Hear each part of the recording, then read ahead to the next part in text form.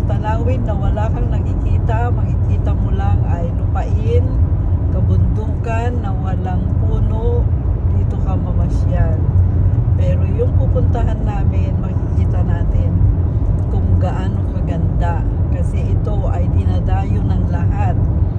Mula doon sa pinanggalingan namin hanggang dito ay umaabot ng almost 9 hours ang biyahe.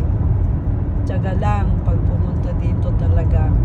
Kasi dinadayo ang lugar ng pupuntahan namin. Kaya samahan ninyo kami. Tignan natin kung ano yung ipinagmamalaki ng mga nakarating na sa lugar na yan. Kasi super ganda daw. Malalaking bato. At makikita natin yung sabi nila. Kaya samahan ninyo kami maglakbay sa mahabang disyerto.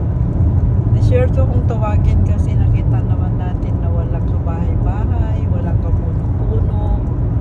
Talaga, kung mainit ang panahon, super init. Pero kung mainit ang panahon, ayan, kailangan mo ng jacket. Maski ganitong oras, kung malamig ang panahon, naka-jacket ka pag nasa labas ka kasi malamig. Pero may time na super init talaga dito. Pero iba pa rin yung init dito, iba pa rin yung init dyan sa atin lugar. Ayan, nakikita nyo yung mga yun. Ayan, nakikita nyo yung mga yan. Yan yung mga camel.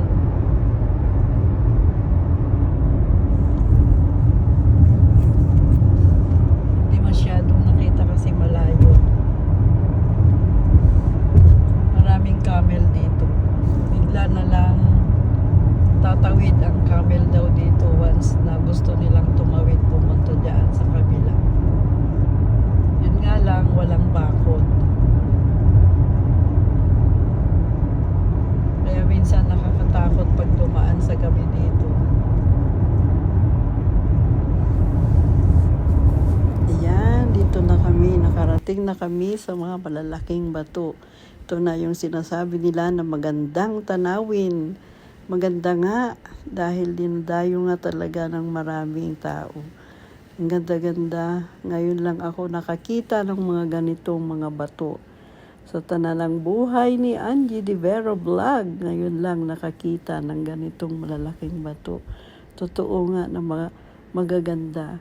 Pag once na makita nyo ng personal, mabibighani kayo sa ganda. At may mga kanya-kanyang